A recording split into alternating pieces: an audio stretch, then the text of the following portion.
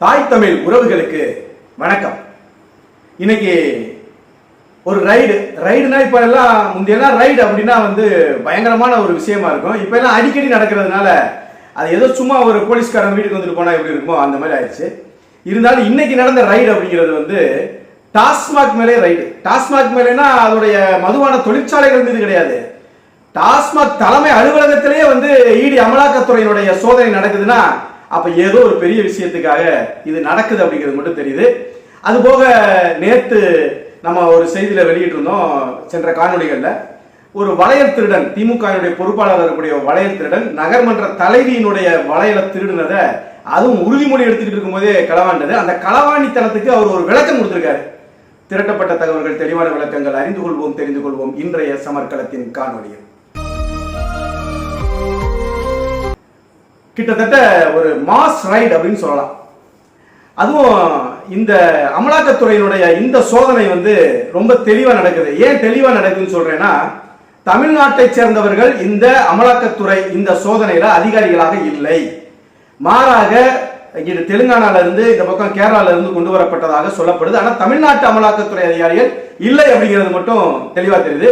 எப்பயும் போலதான் சிஆர்பிஎஃப் உடைய உதவியோட தான் அவங்க வர முடியுங்கிறத செந்தில் பாலாஜி ஏற்கனவே ஒரு பாடம் கொடுத்திருக்கிறாரு. அதனால அவங்க சிஆர்பிஎஃப் அதிகாரிகளோட தான், அந்த வீரர்களோட தான் வந்திருக்கிறாங்க. இன்னைக்கு சோதனை எங்கெங்க நடந்திருக்கு அப்படின்னா, அக்காட் அப்படிங்கிற ஒரு மதுபான ஆலை, அது நம்ம எல்லாருக்குமே தெரியும். ஜெகத் ரட்சகன், அதாவது இப்பொழுதும் பாராளுமன்ற உறுப்பினராக இருக்கக்கூடிய திமுகவை சேர்ந்த ஜெகத் ரட்சகன் அவர்களுடைய ஆலை. கால்ஸ் அப்படிங்கிற வாசுதேவனுக்கு உரிமையாளர் அவர் தான். அந்த கால்ஸ் அப்படிங்கிற ஆலை, எஸ்என்ஜே மதுபான ஆலை, இது எல்லாத்திலுமே அமலாக்கத்துறை இன்று காலையில இருந்து சோதனையை தொடர்ந்து நடத்திக்கிட்டு இருக்கிறாங்க. இப்ப நம்ம பேசிட்டு இருக்கிற இந்த நிமிடம் வரைக்கும் அது போயிட்டு இருக்கு. இதெல்லாம் விட இதுக்கு முத்தாய்ப்பா இந்த அமலாக்கத்துறையினுடைய சோதனை என்பது எந்த அளவிற்கு வீரியம் பெற போகிறது அப்படின்னா, தமிழ்நாடு அரசு நடத்துகிற டாஸ்மாக் தலைமை அலுவலகத்துல, டாஸ்மாக்ல கிடையாதுங்க, டாஸ்மாக்குக்கெல்லாம் ஒரு அலுவலகம் இருக்கும் இல்லையா, அதுவும் தலைமை அலுவலகம் இருக்கும் இல்லையா, மண்டல அலுவலகம் இருக்கலாம், மதுரையில இருக்கலாம், கோயம்புத்தூர்ல இருக்கலாம், திருச்சியில இருக்கலாம். ஆனா இந்த ஒட்டுமொத்த டாஸ்மாக்ங்கிறதுக்கு ஒரு தலைமை அலுவலகம் இருக்கும் இல்லையா, அந்த தலைமை அலுவலகத்துல 4வது 5வது மாடிகள்ல இந்த சோதனை காலையில இருந்து நடந்துட்டு இருக்கு. எதுக்காக ஆலைகள்லையும் நடக்குது, இந்த தலைமை அலுவலகத்திலையும் நடக்குது அப்படின்னா, பாட்டில் வித்தியாசப்படுதான். இப்ப நாடு எதை நோக்கி போது பாருங்க, என்ன சோதனை பாருங்க, பாட்டில் வித்தியாசப்படுது. கொள்முதல் செய்யப்பட்ட பாட்டில் எவ்வளவு, டாஸ்மாக்குகளுக்கு அனுப்பி வைக்க பாட்டில்கள் எவ்வளவு அப்படின்னு பார்த்தா, கொள்முதல் செஞ்சது ஒரு உதாரணத்துக்கு 1000 பாட்டில் வச்சுக்கோங்களேன். ஆனா டாஸ்மாக்கு போன அதே வகையான பாட்டில் ஒரு 1000 பாட்டில் போகுது. அப்ப இந்த 900 பாட்டில்ங்கிறது கலப்படம். இது ஒண்ணு. ரெண்டாவது, ஒரு நாளைக்கு 70 லட்சம் பேர் குடிக்கிறான். இது நம்ம சொல்லலங்க, டாஸ்மாக் சொன்ன விவரம். ஒரு நாளைக்கு 70 லட்சம் பேர் குடிக்கிறான்.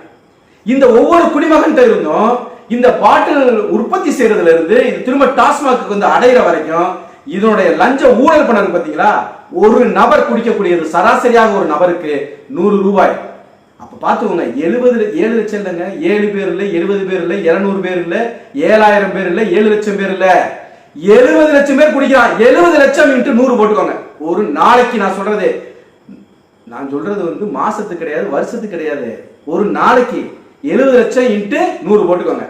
இது போக நம்ம செந்தில் பாலாஜிக்கு இன்னொரு பேர் இருக்குல்ல, 10 ரூபா பாலாஜி அப்படின்னு, இப்ப அது 20 ரூபாய் ஆயிடுச்சு. ஏன் அப்படின்னா அவர் ஜெயிலுக்கு போயிட்டு உழைச்சிட்டுலாம் வந்திருக்காரு. அப்ப அந்த உழைச்ச காசையெல்லாம் எப்படி எடுக்கிறதுன்னு பார்த்தா, ஏற்கனவே 10 ரூபா பாலாஜிங்கிறது போய் இப்ப 20 ரூபா பாலாஜியா மாறி நிக்குது. அப்ப இந்த கணக்கெல்லாம் நீங்க போடுறதை விட அமலாக்கத்துறை தெளிவா போட்டாங்க.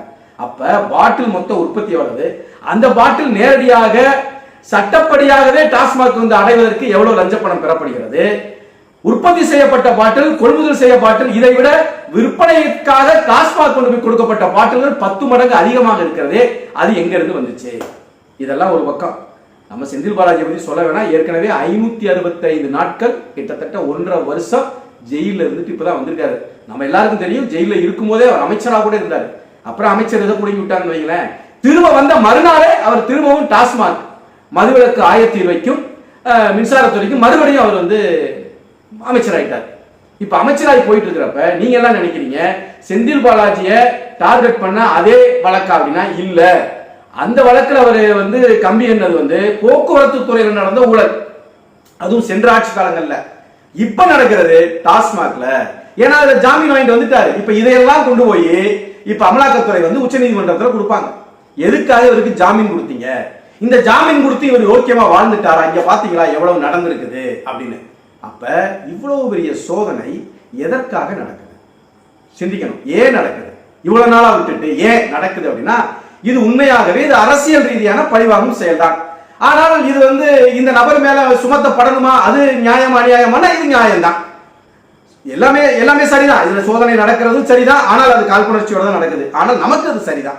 யார் மேல நடக்குது, செந்தில் பாலாஜி மேல. அது தவறான, அது தவறில்ல, அதுவும் சரிதான். அப்ப ஏன் நடக்குதுன்னு ஒரு கேள்வி இருக்குல்ல, அங்கதான் விஷயமே இருக்கு. ஏன் இந்த ரைடு இப்ப திரும்ப புதுசா நடக்குது அப்படின்னா, வரக்கூடிய 2026 தேர்தலுக்கு இப்பவே கொங்கு மண்டலம் அந்த பகுதிகளில், முக்கியமா கரூர்ல இப்பயே பணம் பட்டுவாடா செய்வதற்கான பணங்கள் அங்கங்கே கொடுக்கப்பட்டு கொண்டு இருக்கிறது. இதுதான் இந்த அமலாக்கத்துறை சோதனையினுடைய கரு, வேற ஒண்ணும் கிடையாது. இதுல எவன் பாட்டில வித்தா என்ன, கொள்முதல் செஞ்சா என்ன, கொள்முதல் விட நிறைய கொண்டு போய் கலப்படம் பண்ணி வித்தா என்ன, ஒரு நாளைக்கு 70 லட்சம் பேர் குடிச்சா என்ன, அந்த 70 லட்சம் பேர் தலைவி ஒவ்வொருத்தர் தலைவி 100 ரூபா வச்சிருங்க கூடுதலா ஊழல் செஞ்சா என்ன, பாட்டிலுக்கு 20 ரூபா சொல்லியே வாங்குற அந்த ஊழல் என்ன, இதை பத்தி எல்லாம் கவலை கிடையாதுங்க. செந்தில் பாலாஜி 2026 தேர்தலுக்கு இப்பே தயாராகி பட்டுவாடா செய்யக்கூடிய பணத்தை இப்பவே யாரு பட்டுவாடா செய்ய போறானோ அவங்கிட்ட போய் கொடுத்து கொண்டிருக்கக்கூடிய வேலை நடக்குதுன்னு நினைந்தா பாரதிய ஜனதா மிரண்டு போய் பயந்து போய் இன்னைக்கு என்ன செய்யறான், ஓடி போய் மேல போய் சொல்ல, மேல வந்து நீங்க கூலிப்படையா வச்சிருக்கிற அந்த சிபிஐ அப்படிங்கிறது, இந்த ஈடிங்கிறது, இந்த ஐடிங்கிறது, இவங்களை எல்லாம் பத்தி விட இவங்க பூரா வந்து இப்ப சோதனை நடந்துட்டு இருக்கு. இந்த சோதனையுடைய முடிவு என்ன நமக்கு தான் தெரியும்ல. இதுக்கு முன்னால எக்கச்சக்கமான சோதனை நடந்திருக்கு. ஏகப்பட்ட ஆவணங்கள் வந்து கைமுதல் செஞ்சு கொண்டு போயிருக்கிறாங்க. ஆனால் அதற்கான தீர்வு என்ன, என்னைக்காவது தீர்ப்பு வந்திருக்குதா, இல்ல. அப்ப இதையெல்லாம் ஒட்டுமொத்தமா பார்க்கும்போது இது அரசியல் காழ்ப்புணர்ச்சி காரணமாக நடக்கிறது. அப்படி நடந்தாலும் கூட அந்த காழ்ப்புணர்ச்சியுமே இது சரியாகத்தான் இருக்கிறது. ஏன்னா இவங்க செய்யக்கூடிய செயலுக்கான காரணம் வேறையா இருக்கலாம், ஆனால் செய்யக்கூடிய செயல் சரியானதுதான். ஒரே ஒரு சின்ன உதாரணம், எவ்வளவு கேவலமா நம்ம இருக்கோம்னு பார்த்துக்கோங்க.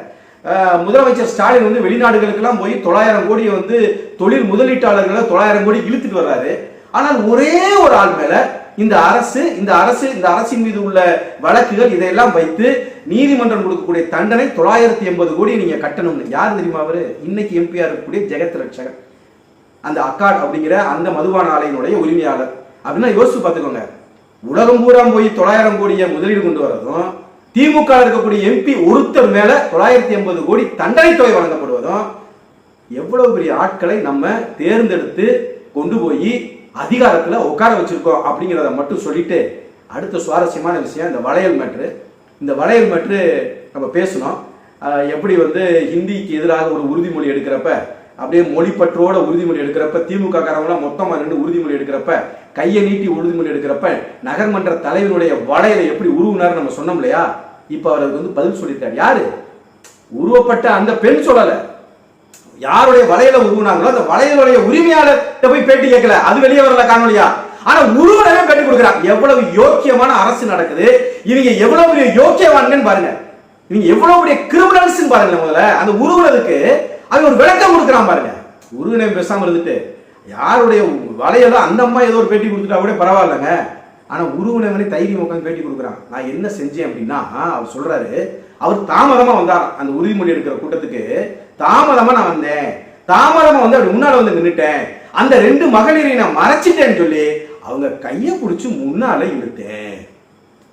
எவ்வளவு எப்படா உங்களுக்கு எல்லாம் இப்படி ரூம் போட்டு யோசிப்பீங்களா, இல்ல உங்களுக்கு எல்லாம் இயற்கையாவே இருக்கா? திமுக காரங்களுக்கெல்லாம் என்ன பச்சையா தெரியுது, நீ வளையல பிடிச்சு உருவுற, ஆனா முன்னாலதாமா நான் அவனை மறைச்சிட்டேனே அப்படின்னு மகளிர, பெண் உரிமை சமுதாயம் இல்லையா, இவங்க எல்லாம் பெரியாரின் பகுத்தறிவாளர்கள்ல பிடிச்சு பெண்களை முன்னுக்கு கொண்டு வர்றதுக்காக பாடுபட்டு இருக்காங்க. அவனை போய் நம்ம போய் திருடன்னு பேசினா எப்படிங்க?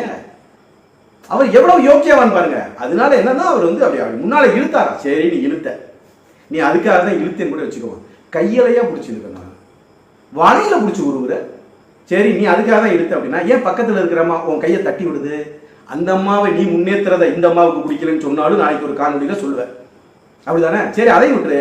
எய்தாப்புல ஒருத்தன் கஞ்சாடை கொடுக்குறானே, கேமரா இருக்கு நீ என்னடா பண்ணிட்டு இருக்க, டே கேமரா பதிவாயிட்டு இருக்குடா அப்படின்னு ஒருத்தன் கதறானே. அப்ப அவன் கதறல் என்ன? பெண்களை முன்னுக்கு கொண்டு வந்துடாத, அவங்க எல்லாம் ஒன்றும் மறைக்கப்படல, நீ ஒன்றும் நல்லதெல்லாம் செய்ய வேணாம் அப்படின்னு அவன் சொன்னான்னு கூட நாளைக்கு சொல்லுவீங்கடா. இந்த திருட்டுத்தனத்துக்குன்னே பிறந்தவங்கன்னா திமுக காரங்க தான். எவ்வளவு தைரியம் இருந்தா அத்தனை கேமரா இருக்கும்போது வளையல பிடிச்சி இழுத்து விளையாடிட்டு, ஆனா அதுக்கு வந்து ஒரு பெண்ணுரிமை விடுதலை வீரன் மாதிரி ஒரு மாவீரன் மாதிரி பேசுறீங்களா? ஆனா இதெல்லாம் வேற எந்த கட்சிக்காரனுக்கு வராது. எல்லா கட்சிக்காரனுக்கு முன்ன போனா வரலாம், ஆனா திமுக காரனுக்கு தான்டா இது ஒரு ரத்தத்திலே இருக்கு, பிறவி குணத்திலே இருக்கு. ஏன்னா ஆண்டாண்டு காலமா நீங்க அதே வேலையவே அரசியலா செஞ்சு வந்ததுனால அது மட்டும்தான் உங்ககிட்ட இருக்கு. சம்பந்தப்பட்ட 2 விஷயத்த பேசியிருக்கிறோம். இந்த சோதனையோட முடிவு எங்க போகுதுன்னு தெரியல. இந்த வளையல் பிரச்சனை எங்க இன்னைக்கு வரைக்கும் வந்து திமுக இருந்து அவர் மேல எந்த நடவடிக்கையோ, ஏன்னா நடவடிக்கை எடுக்க மாட்டான். நடவடிக்கை எடுக்கணும்னா மேல முதலமைச்சர்ல இருந்து, துணை முதலமைச்சர்ல இருந்து, அமைச்சர் பெருமக்கள்ல இருந்து, சட்டமன்ற உறுப்பினர்ல இருந்து பூராவைய மேலே நடவடிக்கை எடுக்கணும். அப்ப நடவடிக்கை எல்லாமே நடவடிக்கை என்ன ஆகும்? கட்சி ஒண்ணுமில்லாம போயிடும் தெரியும். அதனால திமுக காரன் என்ன செஞ்சாலும் சரிதான், அது வந்து சரிதான் அப்படின்னு சொல்லிட்டு போறதுதான் இன்றைய திமுக அரசு. பொறுத்திருந்து பார்ப்போம். சோதனையின் முடிவுகளுக்காக அமலாக்கத்துறை என்ன செய்ய போகிறது? மீண்டும் கம்பி என்ன செந்தில் பாலாஜி போக போகிறாரா? துணைக்கு ஜெயரட்சகனும் செல்ல போகிறாரா? பொறுத்திருந்து பார்ப்போம். நாளை இது சம்பந்தமான காணொளியும். நன்றி, வணக்கம். இது சமர்க்களம், சமரசமற்ற தமிழ் தேசிய ஊடகம்.